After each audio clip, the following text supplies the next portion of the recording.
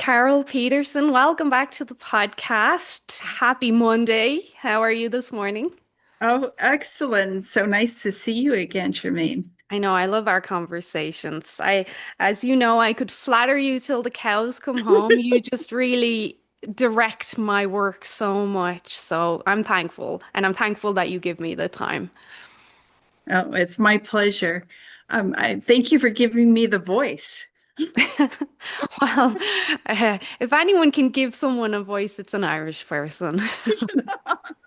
So today I invited you back on to discuss something that I think is very prevalent, but it's not getting a lot of limelight right now because, of course, we have the talk around the bioidentical hormone movement and perimenopause and all that. And then we have people talking about thyroid a lot and totally valid. But one thing I think is getting overlooked is the idea of what like the average person would call adrenal fatigue or adrenal exhaustion or adrenal dysfunction or adrenal insufficiency. There's just so many different names for it. But for the average person, I tend to just say adrenal fatigue because most people kind of relate to that. May not be accurate, but they still relate to it. So, we're going to talk about that topic today. So that's really great. I have said in the past that when you hit your menopause or even your perimenopausal years, really should be calling it adrenal pause when you hit the wall. If you go right through it, no problem at all. There's no problem. But we are now getting to the point where our ovaries stop contributing hormones as much as they were. And we have to be totally dependent on our adrenal glands for the sex hormone support. And when that's not there, bang, we hit the wall. And so that's why so many people just concentrate on the sex hormone function. And that's just a little piece of the whole thing. Actually, I made a slide once. Here's my priority of hormone therapies is first insulin glucose, second adrenals. And let me point out that progesterone is an adrenal hormone too. And then third thyroid, and finally sex hormones. Yeah. So if you don't follow that hierarchy, you're going to be in trouble when you just give yourself a little progesterone and estrogen because you're perimenopausal and you haven't addressed the layers above. You're not going to be successful. It just will not work. Mhm. And so I'm delighted to be able to talk about this. I get to be progesterone centric at times. One time on a Facebook page, somebody said, "Can't you talk about any other hormone?" I had a client say to me, "I don't know why I call you because you're just going to say you use more progesterone." But she's right. Yeah, yeah. It's such a pivotal hormone, and I think probably because it is an adrenal hormone, makes it so important. And we forget all the functions. I go back to John Lee, where he maintained that 20 milligrams of progesterone was all you needed. Mm. And bless his soul, he provided us a really good book on progesterone functions, and I recommend it highly. But he really, I think, actually caused damage for a lot of women, thinking that 20 milligrams Was enough. was enough. And so totally forgetting about the adrenal progesterone, totally maybe not even knowing back then that progesterone is being created all over your body independently of your organs that we associate with it. So we have a huge need for progesterone, and it is really, really important for us. So what happens when we talk about adrenal fatigue? And people argue that you're not going to ever fatigue your adrenal glands. In fact, if you did, you'd probably be dead. But we have Sometimes I feel that. we talk about getting to a point where we're so exhausted that really you can hardly get out of bed. I think it's probably the chronic fatigue and even fibromyalgia kind of diagnosis has this underlying problem. I really like cortisol, and it's made by the adrenal cortex. It's also been demonized. Mhm. Demonized in that it tends to go up as you're aging while it's trying to manage inflammation. Mhm. It goes up when you're stressed. And I believe it's going up along with adrenaline to help balance it. And when you're starting to lose that balance, that cortisol is becoming depleted because there seems to be no good off switches in some people Mhm. for that high adrenaline, this anxious kind of state that just persists. As I mentioned, I've talked to women who even their whole body trembles Mhm. from excess adrenaline.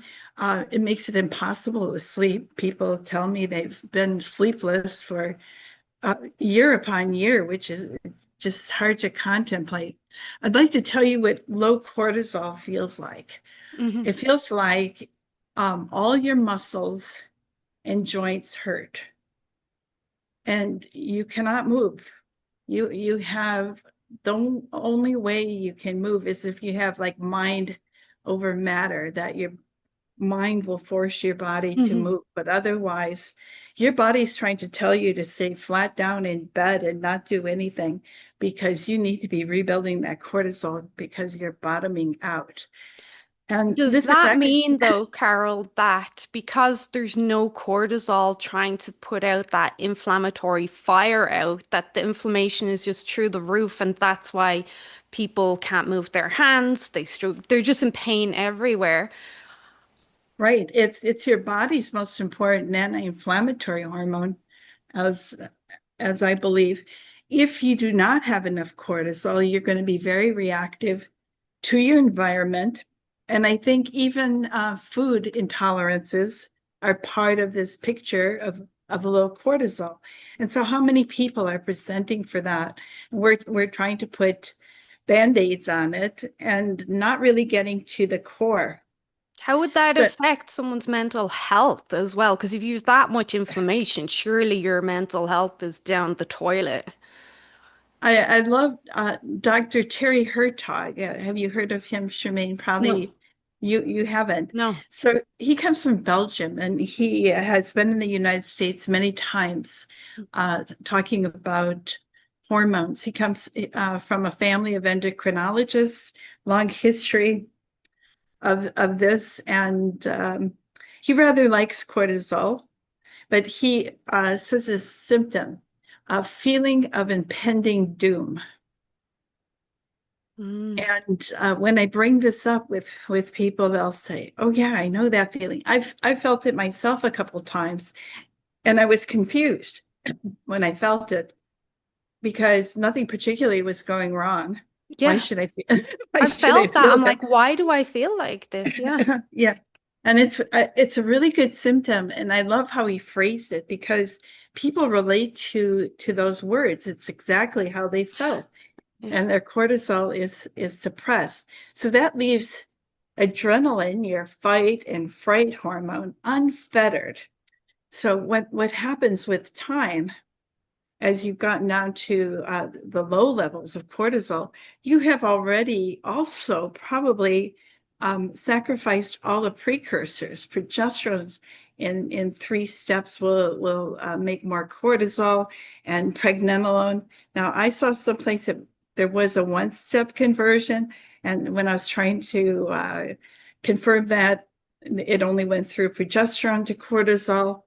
But you deplete all these other hormones from cholesterol. Mhm. Pregnenolone gets depleted, progesterone gets depleted, cortisol gets depleted. You are so low on all these hormones that have very good anti-inflammatory qualities. And even mentally, this how you get up in the morning. This is a really good test for cortisol, adequate cortisol.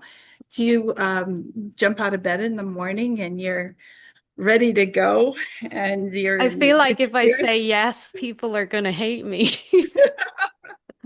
I'm one of the few people. I love the mornings, but then by 8 p.m., I'm like, right, good night. It's bedtime.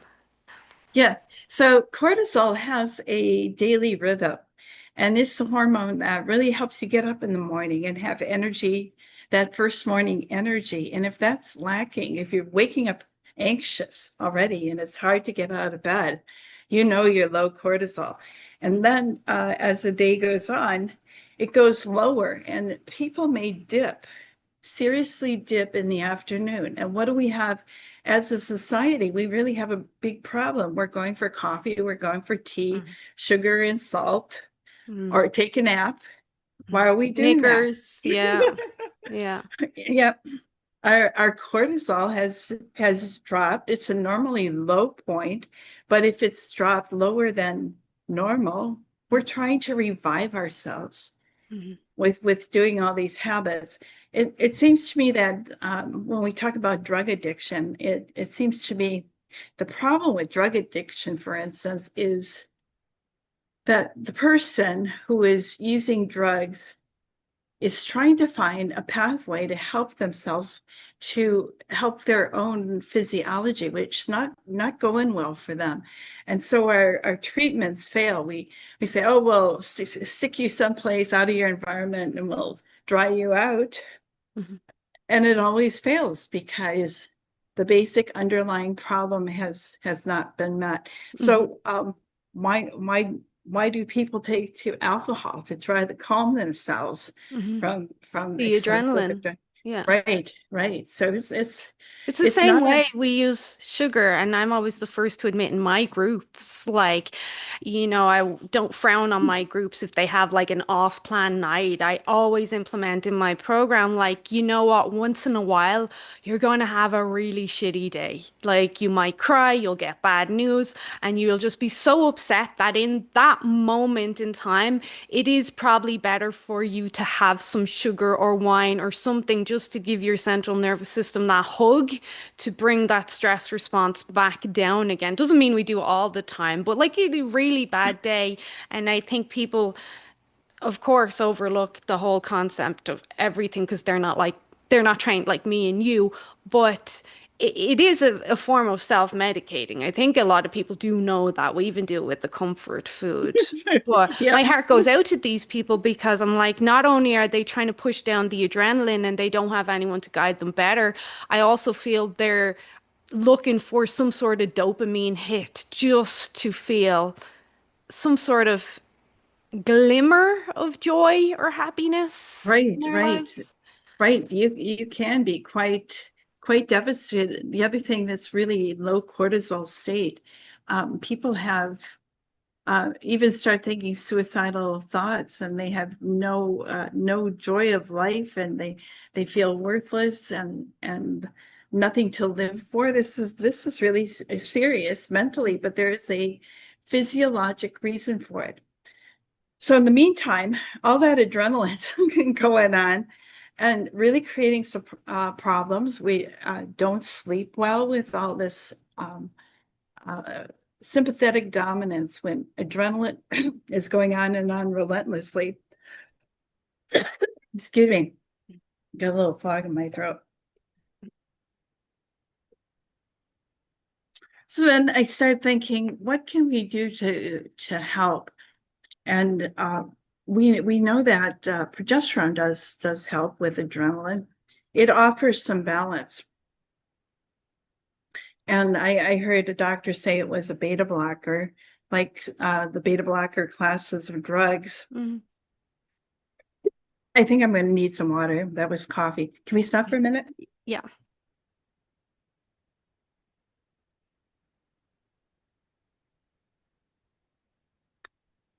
So, what's the pregnenolone steal? You hear Well, that yeah. phrase. Yeah, and people say it's real or they say it's not real. That's where I'm conflicted. Yeah. So, what they're saying actually is you get a diversion of pregnenolone to replenish the cortisol. Mhm. And why they call it a steal, because pregnenolone is also a precursor for progesterone and DHEA. And so those two other hormones can get depleted if pregnenolone is mostly directed through to Mhm. cortisol. It sort of implies a direct pathway, which people say there is or there isn't. So we're not really that sure. It's Yeah. funny after all this time that we don't really understand this. I had a clinical pearl from Dr. Bill Clearfield for anxiety, and he likes to use 400 milligrams of pregnenolone per day That's quite high. Yeah. for anxious women. Well, actually, not that high because it used to be an FDA approved drug for arthritis, Mm. think inflammation, no, not enough cortisol. And the name of it was Enerone, catchy. And the dose was 100 to 500 milligrams per day for arthritis. So we're sort of in the ballpark. Also, pregnenolone has been studied in doses up to 800 that seem to be safe and pretty low on side effects. But I see it's available. A lot of it is available in small doses, 10 milligrams, 50 milligrams. And I actually wonder, but I have no proof with, if some of the lower doses could backfire. Well, you And remember, I had a clinical pearl recently with Dr. Brownstein. Do you remember on one of our conversations I mentioned to you that I had played around with pregnenolone and you mentioned, well, maybe it caused some estrogen kickback in me. Dr. Brownstein had mentioned, which made a lot of sense to me. He said, based on my age and because I sleep so well and I'm pretty healthy, he thinks that, and it was only 50 milligrams, he said it was way too high a dose for me that I don't even need pregnenolone, and that's why I responded so bad to it. it could be. And I think I've had one or two people do say that, like breast tenderness, which I would consider certainly an estrogen response. Hmm. But for the most part, I've had really good results with this. But there is the occasional person who does have good pregnenolone. And I've been having people get it tested, test your pregnenolone level, and it really should go somewhere in the labs that I see units like 200, 250 nanograms per deciliter. And I see sometimes people have 10, 15. Do you And think if you someone's, didn't look for it, you wouldn't find that. I was going to say, do you think someone's sleep quality is a good marker of whether or not they have high or low pregnenolone? It could be. It could be because it also serves to help balance that adrenaline or be a precursor for cortisol, which has been depleted. Yeah, that would make So, sense. so the other really huge problem with adrenaline, so you go like, how do I get rid of all this adrenaline? And so you would look up, how do you detoxify adrenaline? And you do it with methylation. It's one of our major detox pathways. And they're saying in the literature, I've heard 40 and even as high as 60% of us have some defect in methylation. So we're having some problem getting rid of that extra adrenaline. When we Mhm. have it, we can't metabolize it. I think this is a confounding issue for people who find themselves in this state. They cannot get rid of it. So then you think about, how can I help with methylation uh, for these people? And generally, what you do is you use methylated B vitamins, supplies of methyl group, methylfolate, methylcobalamin, phosphatidylcholine Mhm. is full of methyl groups. It's a precursor for betaine, which is other name is Mhm. trimethylglycine. SAMe can be used. And then I find myself encouraging the use of creatine.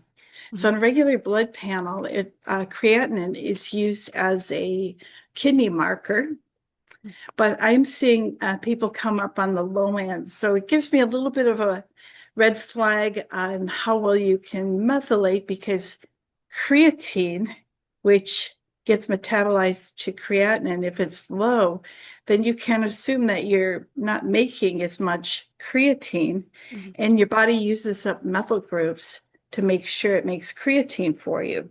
Mhm. So if you can do a little bit of a stopgap there by using some creatine. Now, I've heard some amazing things about creatine I saw a podcast, and just this morning I confirmed it. It was a 20 gram, that would be 4 scoops of the creatine powder. There's a study done just this year. I think it was Kentucky, Kansas, or someplace, and how effective this was in the brain. And one of the things the podcast was saying, one podcaster was saying, if you use 20 milligrams of creatine and you were sleep deprived, your brain would actually act as if you weren't sleep deprived. Hmm. Yeah, But yeah, they yeah. didn't, Hmm. I didn't, it was not at the lower doses. Yeah. So I've been The saying problem one, with 20 milligrams, though, is for men may be fine, but for women, that's a lot of fluid it is, retention, and most women do not want to see that. So the research I looked at and my recommendations are generally around 1.5, 1.6 milligrams a day, and you still get the benefits of performance on both the physical and mental level, but you can avoid the fluid retention because you know a lot of what I do is weight loss, and mhm. I've seen women take the 5 milligrams, which is the general recommendation, Yeah, and by the next, it would be 5 grams yeah, 5 grams, in a sorry. scoop. Yeah. And the next morning they'll be up 8 pounds. And man, you know, Carol, when you have to deal with that and talk them off the ledge, that's not a Yeah, good way to that's not start good. your morning. That's a really good point. So I usually say one to 4 scoops, but maybe now I'll say add your little pearl there if there's any fluid retention because of that, could cut back a bit. Well, primarily because what I do is helping people lose weight, and then they're panicking, like, "Oh, I lost Oh my 10 gosh. pounds in the last month, but last night I put on 8 pounds." Like, Yes. and then I'm like, "Oh, give me strength." So I generally am saying, and I've seen it, even 1.6 grams does increase metabolism. I've seen weight fall off easier, performance in the gym and everything, like with my clients, not just with myself. So, and I know there is studies looking at the micro dosing. So, anyway, what about magnesium for methylation? How important is that? Oh, it's so important. And here again, I've started to get a bit uneasy because a friend of mine, Jeff Bowles, he actually, I first came across a book that he wrote on high vitamin D dosing. Hmm. And he recently came out with one that he co-wrote with Perplexity and Grok. And how it's kind of an interesting concept. You can't really get anywhere with the AI unless you have some kind of concept or information yourself, because he would ask one of them something, and he said, well, I can tell you forgot to use this database, so you can incorporate that into your answer. So it's really kind of a learned interaction with it. And so he wrote this book about uh, theoretically avoiding ALS, Hmm. Parkinson's, and Alzheimer's. And he said fundamentally under all of that is a severe magnesium deficiency. Hmm. So he recommends 1,000 to 1,500 elemental magnesium per day. And he gives us just this picture and idea. So what happens in ALS, your body gives up, some part of it will give up its magnesium to keep your blood levels normal. And so Hmm. you have a numbness. Yeah, And yeah. that's how it's that's how it spreads till finally you can't breathe. Yeah. You cannot move your muscles. So this high magnesium is not a new concept. Carolyn Dean was another physician who's written a lot about all the things magnesium does. It's an important cofactor for um, progesterone. So if I'm asking you to use more progesterone to maybe help balance excess adrenaline, which it will help, I want to make sure that you're getting plenty of magnesium. So I'm asking for about 1,000, and you can do this with multiple kinds. You might want a taurate or bisglycinate or Mhm. threonate for therapeutic effects of what they're hanging on to the magnesium. But all in all, it's magnesium is hugely, hugely important. And the adrenal glands use a lot of magnesium. Magnesium and B5 are most important for the adrenal glands. You can take some water because I was going to say, um, because elemental magnesium, because people are like, well, 1,000, 1,500, that's quite high. But elemental magnesium is very mild as well. So you can tolerate higher doses of it. Generally, that's what we see in molecular hydrogen is the elemental magnesium. But if you mix and match and just pay attention to obviously, that upper limit where bowel transit starts to change and you have to run to the bathroom and split your doses across the day. But you have to have a lot of awareness of your physical body. Like, am I feeling a difference? Do I feel calmer? Do I notice I'm able to do my eyeliner better or manage things? Like, how is my resiliency? And I think body awareness is very important for people. But obviously, the bowel tolerance is quite obvious. But the other Right, right. things and like, is it actually working? That's where people need to have more awareness. I really like, as most people know, and I spoke to you about Thorn Research. I love their products. I'm not sponsored by them, but I'm open to it if you're listening. Um, uh, they have a blend of citrate and malate that I really like. So I use that a lot with my clients. Anyway. Magnesium oxide and magnesium hydroxide would be particularly pulling fluid into your gut, causing diarrhea. So I see in some mixed combos they include those. That would be a negative in my opinion, less absorbed, because it's staying in the gut, pulling fluid into the gut Mhm. and causing problems with absorption with the rest of them. Magnesium threonate is particularly good for crossing the blood-brain barrier and has a place, the threonate does, on the GABA receptor for calmness. And so that's the only one that will do that as far So as all the magnesium blends. So far, what we've established is adrenal fatigue, as we're calling it, is a state of very high adrenaline but very low cortisol, Right. just to make it simple. What would get someone to that place? What causes this? Okay, so that's really great because when all these things are going wrong, as I mentioned before, we like to patch things up instead of looking to what's underlying all that adrenaline production. And it's normal and natural to have it. It's a thing that makes, like small women pick up cars to save to save a child or Yeah. something. It makes you very strong. But when it's unrelenting, it takes such a toll on your body, depleting the other hormones. So one of the things that does cause it, and it's in Dr. Platt's book, Adrenaline Dominance, is when you have a blood glucose drop. Mhm. And this is involved with insulin resistance.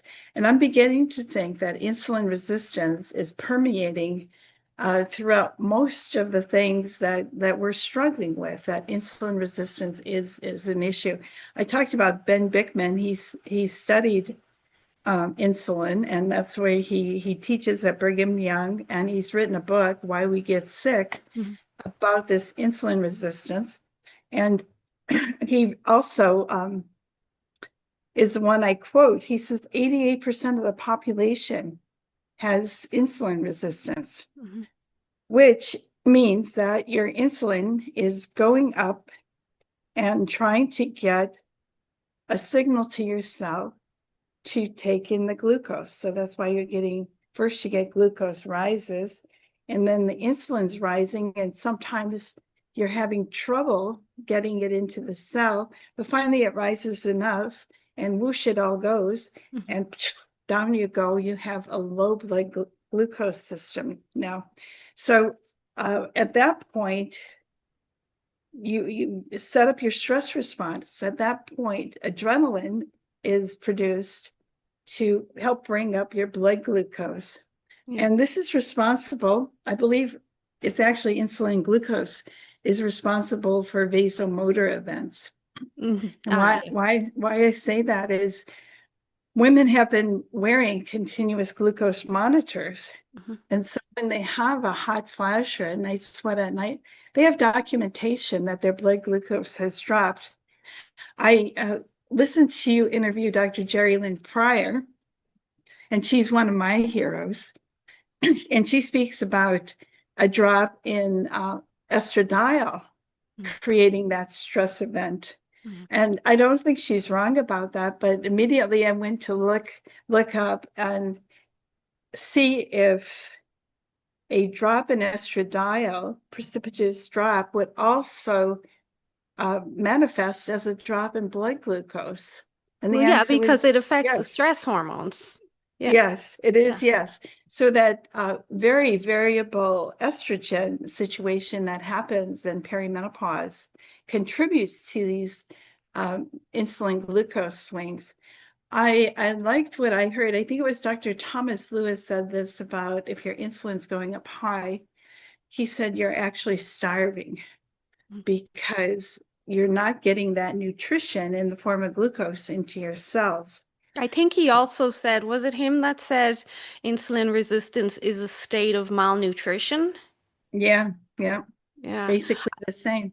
This is just to explain to people, because this is what I've been doing for years before This- Dr. Platt even like reached out to me. You can see it's a roller coaster of all the hormones, not just the sex hormones, but it's clearly a roller coaster on the blood sugar end of things. And one thing I've always done before I really got involved in the hormones is I just intuitively knew if you can stabilize the blood sugars, a lot of these issues go away. And time again, I would have clients saying, yeah, my hot flashes are gone, night sweats are gone, I'm sleeping through the night. And it was always because I was addressing the nutrition first. Like that's the foundation, as you mentioned in your tier. Stabilize the blood sugars, a lot of the issues go away. And just to be clear to everyone who's listening who doesn't know me, I don't promote carnivore, keto, high. I'm all about balance. I know, dare I say, I think I know what I'm doing at this stage. But it was clear to me years before I even got involved in hormones that if you could stabilize the blood sugars, especially in the evening, a lot of these symptoms would go away. That's right. And even Katerina Dalton, way back when she characterized PMS and demonstrated that progesterone could be very helpful. Well, progesterone can have the function of helping bring up a low blood glucose. She also had a diet component, and she advocated for a high carbohydrate, complex carbohydrate diet, and you would have to eat every 3 hours. Mhm. And I think maybe sticking with those complex carbohydrates, you had to eat so frequently because you didn't have enough fats and proteins to carry you on longer. But that's what Mhm. she did then. Yeah. And that was a very popular hypoglycemic diet about the time that she was practicing, to have those meals every 3 hours to keep your blood glucose up. Yeah, because the complex carbs would give you that prolonged response rather than the simple carbs where you just get a quick spike. Yep. Mm. So there's this thing when you sleep at night and get woken up in the middle of the night. There were some interesting endocrinologists that worked in about the 1930s, and they called this liver insomnia. Yeah. And I love this. So your body stores glycogen for you to use. You need carbohydrates even when you're fasting, and it comes from stored glycogen. Mm. And so as you're going through the night and your glycogen stores are used up, so your blood glucose drops, pow goes the adrenaline, wakes you up out of a deep sleep even.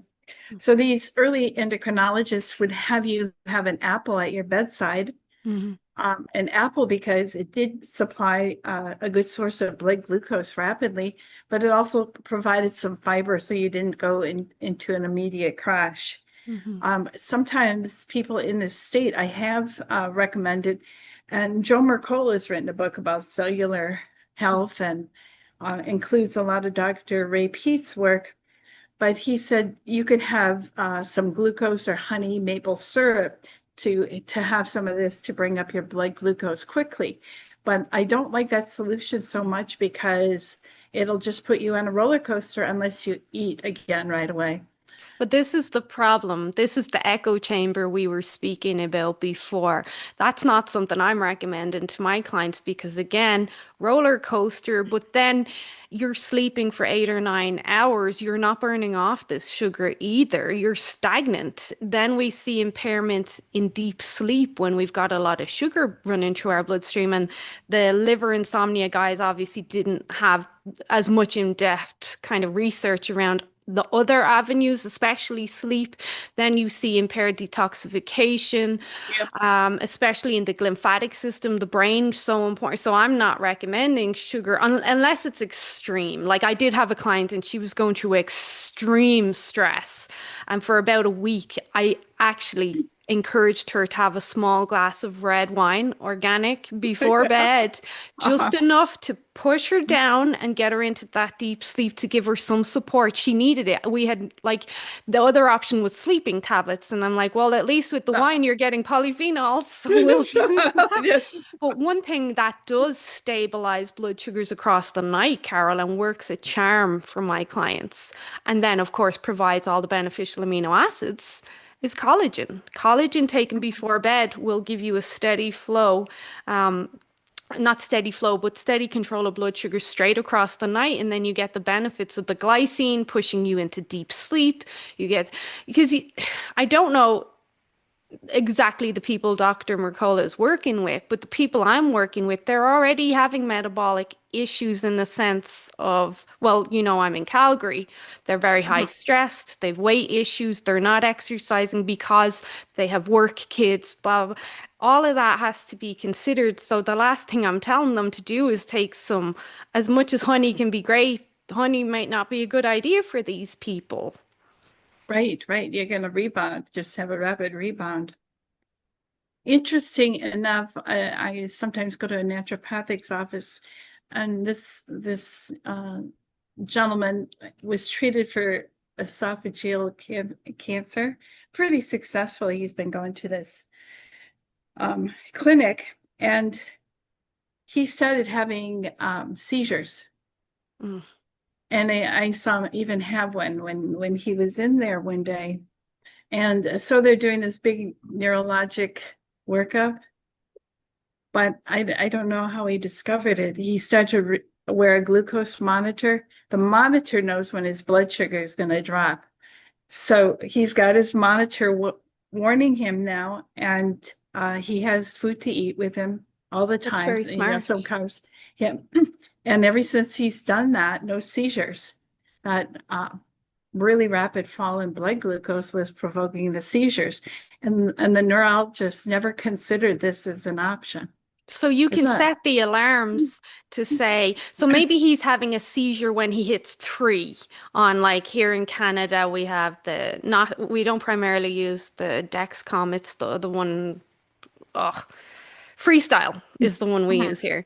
So Yeah. if maybe he's having seizures when he hits three on that, which is a big dump, but you can set the alarm to say go off when you hit 4.5.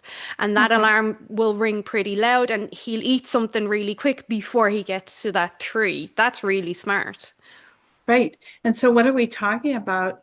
That blood sugar drop, stress thing, high adrenaline again.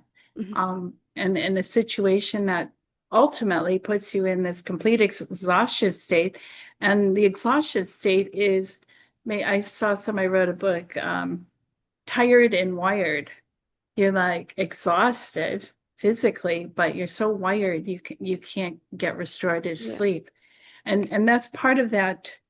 The adrenal fatigue, why they say it's not really adrenal fatigue, is because adrenaline's made by your adrenal glands too, and it never quits. In fact, it may be even worse as your cortisol is low, and then your other hormones become low too. It just worsens and worsens. So, You just feel wired with that high adrenaline. So, in adrenal fatigue, what I see is people are exhausted. Like you mentioned earlier, they're so tired. They've aches, pains. They've even got gut issues. They have gas bloating issues, digesting things. They have the sense of like that malaise, impending doom, no motivation, but they can talk themselves into like go to the gym, go to the walk for Mhm. a walk.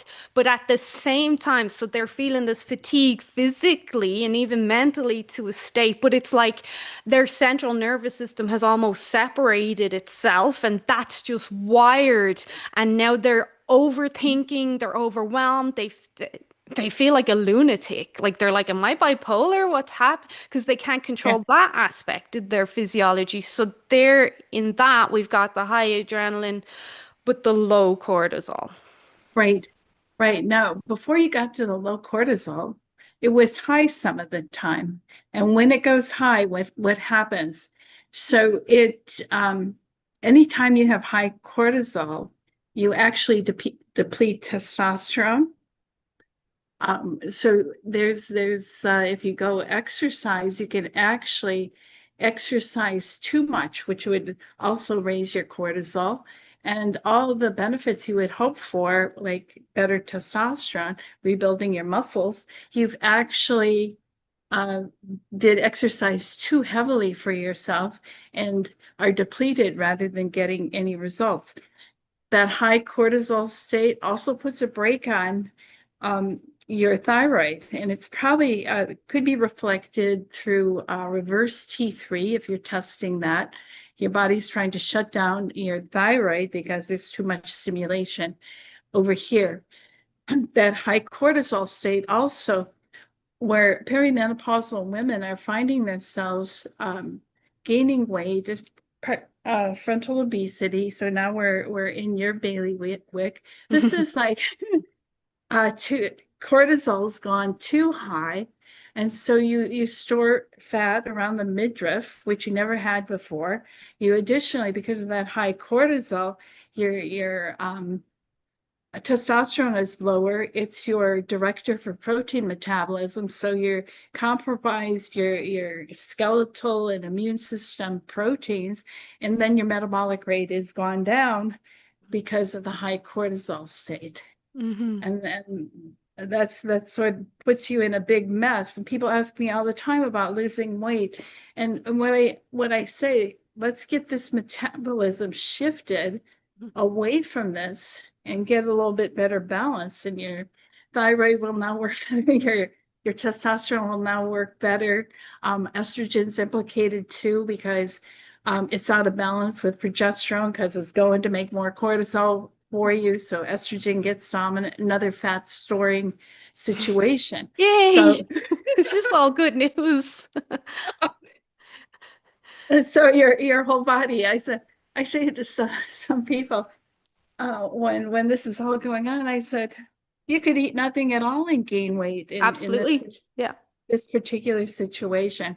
And they said that's exactly what I think is going on here. It's that how do I get out of it? You can't, you just give up, just quit. You can, I know I'm kidding. There's stuff you can do, people.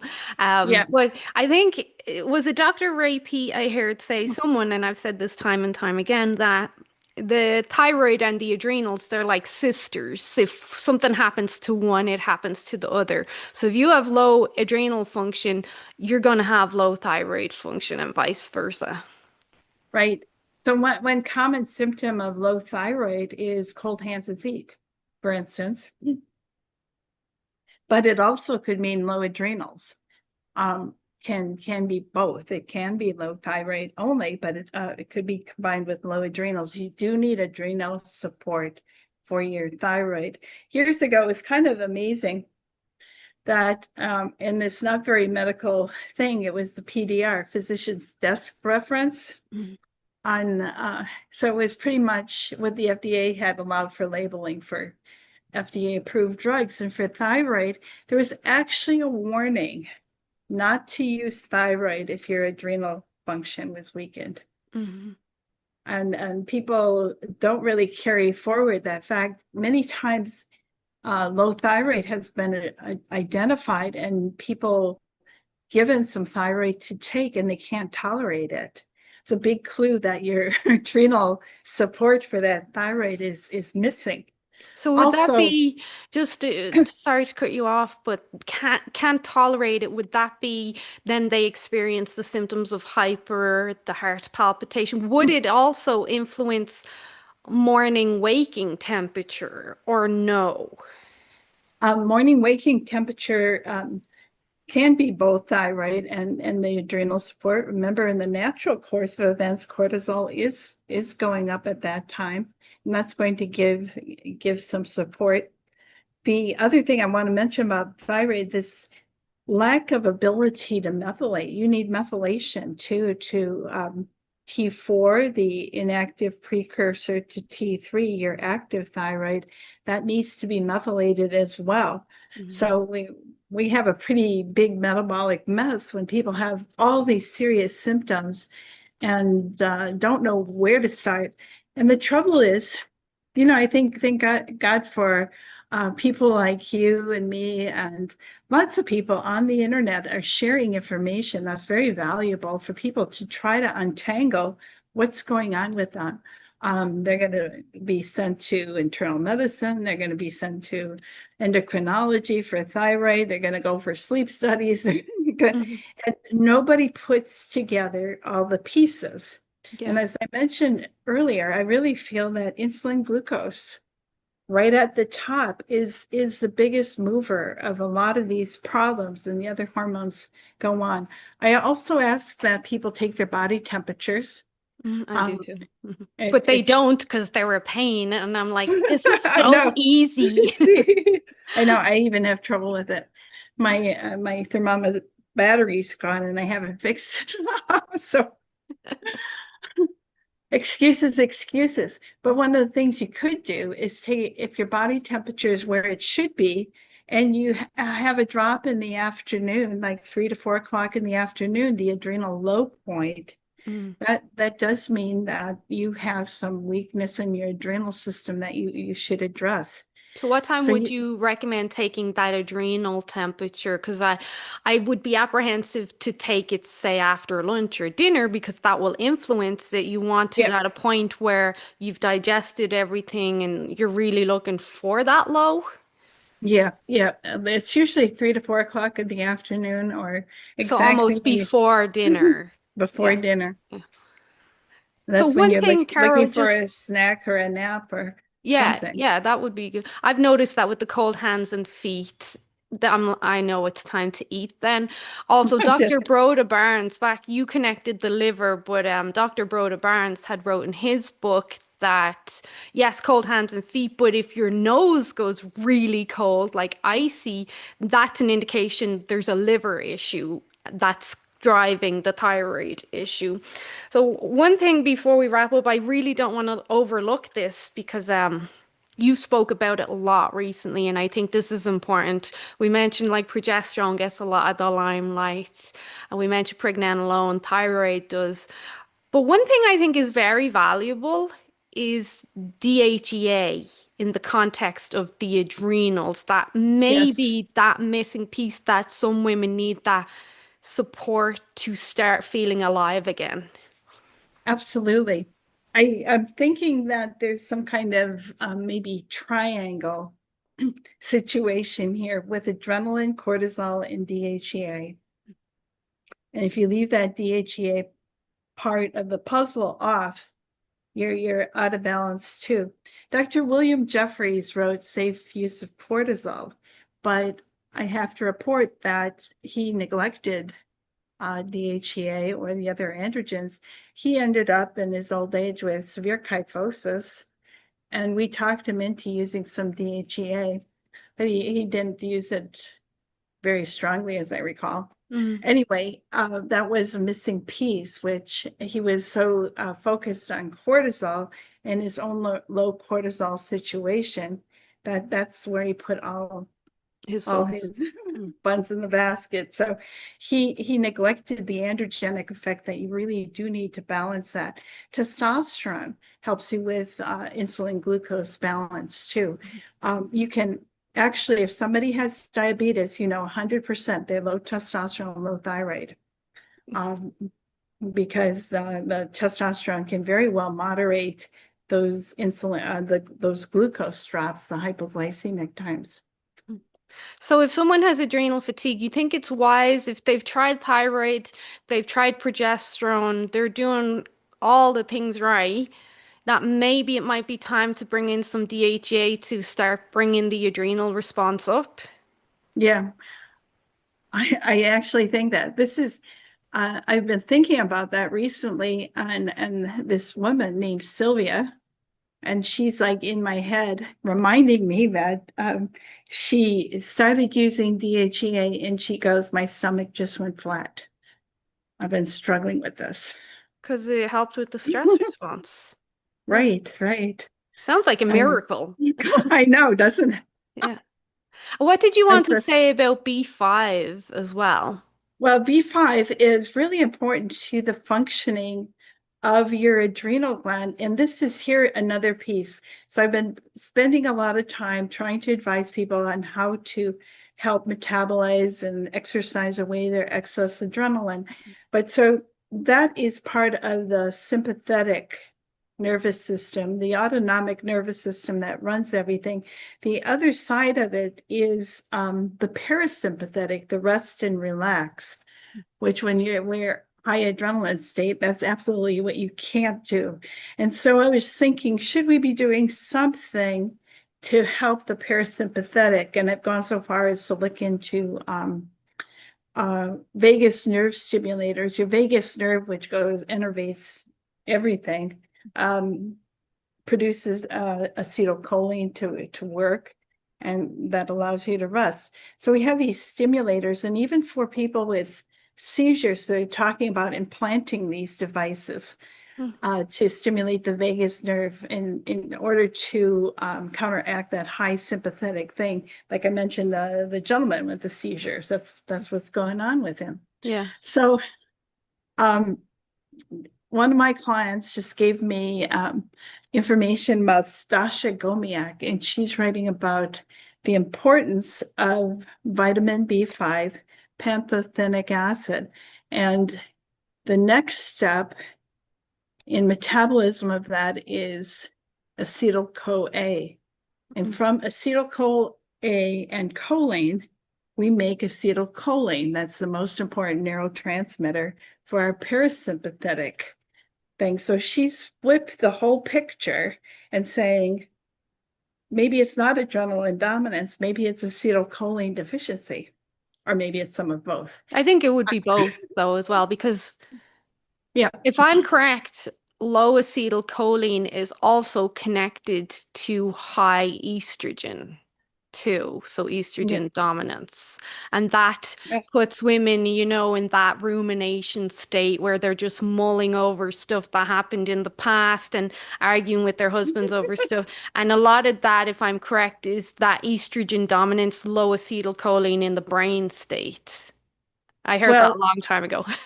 yeah, that sounds about right. And you know what else? After I heard her say that, the first thing I did was go to Perplexity and ask about the relationship between acetylcholine and progesterone. And guess what? It's got a bifocus. It actually acetylcholine is responsible for helping you make more progesterone in the luteal phase where you have this big surge in the ovaries producing it. And then conversely, progesterone helps your body make more acetylcholine. I go, whoa, Yeah, but does that this is mean if we can increase B vitamins around ovulation, we could increase the chances of progesterone production naturally? maybe. There was Guy Abraham, besides his work in iodine, he actually created a PMS vitamin, and he reverse engineered women with PMS to see where they were low. So it's particularly high in the B vitamins, but particularly B6 was very high. Mm. So that was a very good product, actually. Yeah. Had a lot of women do well on it. Well, Carol, we've covered a lot here. I think the one last thing we skipped over, kind of, not really, but I just think we'll wrap up with this. We've mentioned the hormones, the supplements, nutrition, blood sugar balance is the top. I keep saying this till I'm blue in the face, especially with the talk of BHRT lately. It's become another magic pill. And me and you both know you can get great results with hormones, but it doesn't mean it's going to fix everything. So you do have to start with the foundations, which is your nutrition, blood sugars, and this sleep. Mhm. So Yeah. easier said than done. But I had heard someone a long time ago, maybe it was Dr. Alan Christensen or someone mentioned that when someone is in a state of adrenal fatigue, if possible, which I know everyone's going to laugh now, he said you're to take 2 weeks off work and life and do nothing but sleep and rest and lob around the house to restore your adrenals, which to me, the number one prescription for adrenal fatigue is to prioritize sleep and rest, but that's way easier said than done. Um, I actually had a client do that. She just checked in with me, and of course, she did some supplementation and things. But she said I was pretty much bedbound for a couple months, because and you're exhausted, yeah. yeah, when the difference in talking with her now, as opposed to when I saw her a couple months ago, it was night and day. You could see that she was thriving now, and that is an option. Just go Well, to if bed you can and afford it. rest and relax, and that's what acetylcholine should be doing for you. But you can physically do that. Take a break from the world. Actually, I did insist on one of my other clients who was really desperately pretty ill with hormone issues and whatnot. I said, "You've got to quit your job," and she took a. I've said I that said, before, but I'll always say it. I know it's she easier did. said than done. Yeah, she took a leave of absence, and that helped her a lot. It does, because I think our bodies are still so primal. They have not caught up to the way we live nowadays, and we think we're Mhm. great getting our week or two vacation here or there, but it's not enough. Our bodies are not designed for the hustle and bustle lifestyle, and we Right. just need to stop and rest, and we don't. So then you throw in, if you're not sleeping already, you're more, shall we term it, rest depleted than Mhm. say I would be, because my sleep is amazing, but I still at times feel exhausted. I don't know how other people are even functioning. I really don't. Just, I don't either. And then I come back and I'm like, I know this though. Their fuel is adrenaline. That's how they're Mhm. functioning. They're just going on adrenaline all the time. So this is quite a delve into the adrenals and adrenaline. Yeah. It's great because you can explain it really basically in five. I think some people overthink what needs to be done. And yeah, we probably added to that today. But Just- you start with the blood sugars, the nutrition, the sleep, and then you add in the other sleep. I'm definitely considering DHEA for some of my clients. Mhm. That we've tried everything, and I just think, especially those in late perimenopause now, and you can see the end in sight, but Mhm. that's just where things are, at the late stage of perimenopause for some women, things are just completely haywire. This is where it's like the storm before the calm. They're in that stage, and I think the only thing left for them is to bring in that adrenal support, and DHEA Yeah. is where I'm thinking now. That's why I always like to, if I'm working with somebody, I have them do a big metabolic panel and all the hormone systems so you can see what's going on. I mentioned how pregnenolone can be deficit and you never know unless you check. DHEA is another kind of silent one. And this is, there was a time when there was no DHEA back earlier in my career, and somebody started producing it so we could have it for supplementation and for compounding. And there was a physician in California who did this protocol, and I still recommend it today. Start on 5 milligrams, increase by 5 milligrams every week until you feel resilient. And I love because one of my clients, she said she's got an engineering background. She said, what's that mean? And it's really, yeah, I know. You can't quantify that, but Yeah, you can feel it. You can yeah. actually feel it. You can feel like you're more grounded, you're stable. Dr. Alan Gaby called DHEA the metabolic equivalent of chi. Mm. which I thought was an That's interesting. that's nice. Yeah, It is.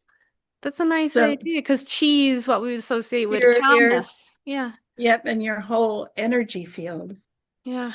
So So this metabolic panel that you're doing, because you're in Canada too, but you do a lot of your work in the States, is that metabolic panel Canadian based or States based? you can do it either place. Is it pay out pocket?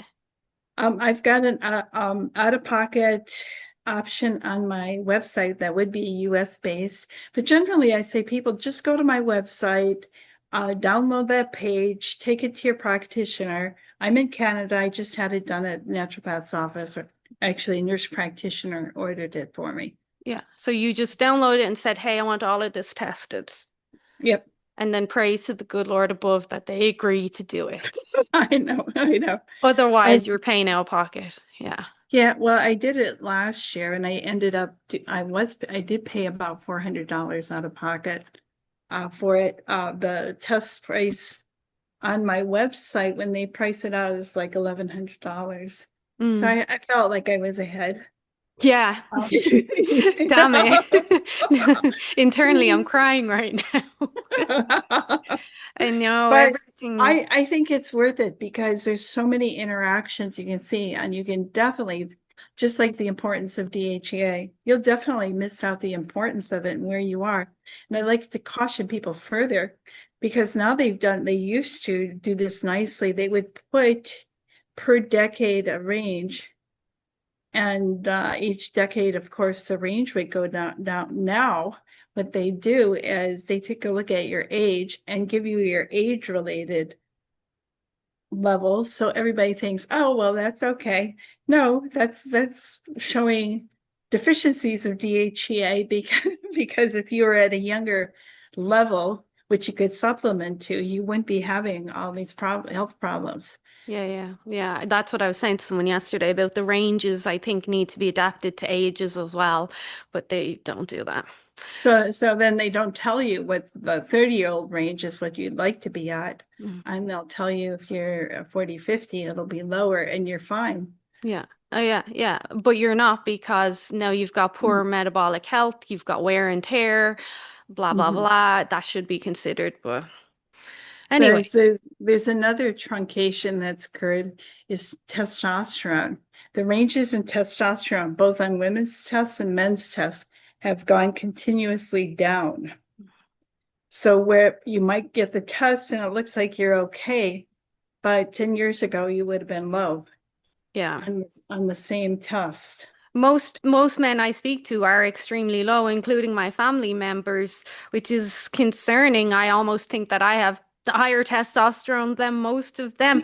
Did you said you listened to my conversation with Dr. Geraldine Pryor, but did you listen to my conversation with Dr.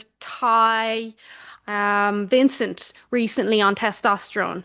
Uh, No, but you I should know check it his out work. because that's what he Yeah. does. But he's saying, which is crazy, but maybe he's not too wrong. He's saying optimal testosterone, what he's looking for in his men to be optimally healthy is 2000, Wow. which is Wow. way over what now they've moved it to 750. Like I know Dr. Lane Norton, he discusses 1,000 is optimal for his category of being an athlete and a performer. They're happy to see 1,000, but Dr. Ty is like, no, he's dosing people till they hit 2,000. So his group is particularly he specializes in young men, and that might be coloring that as far as where we're starting to look at testosterone in older men and see how we can make their quality of life better. But his personal issue, and so young athletic men, 20, 30, that's probably closer to what their optimal ought to be. It's acceptable to be, like 900, 1,000 as you're an older man, but for a younger man, you'd want to be better. I think it makes sense. You should listen to it. It was really interesting. Yeah, I have heard him lecture before a He's a few times. nice guy. He's nice to Yeah, chat to. yeah. Anyway, Carol, we could go on, but I have stuff to do. Okay. So do you. Okay. Okay. Thank you for your time today. This is great. Okay, No thank doubt you. we'll speak again in the future. Um, Everyone, please go check out Carol's website. Like I told you before, I can listen to everyone and anyone. I absorb information like a sponge, but I always come back to you. Always do. Oh, So, thank you. the Wellness Design Project. The Wellness by Design project. And the same on YouTube. Yep. And I'm just going to add this in because I find you guys do have great conversations. Is your conversation with Corrine, the radio show, Take Charge of Your Health. So that's really great. Yeah, we recently just started a YouTube page for that. So that's a recent Yeah. addition. Yeah, as you know, I follow it and I also follow on Facebook. I'm like, these guys are going to be sick of me. They can't get rid of me. Well, thank you, Oh, Carl. that's good. Hope you have a great day. Thank you, Charmaine. Bye.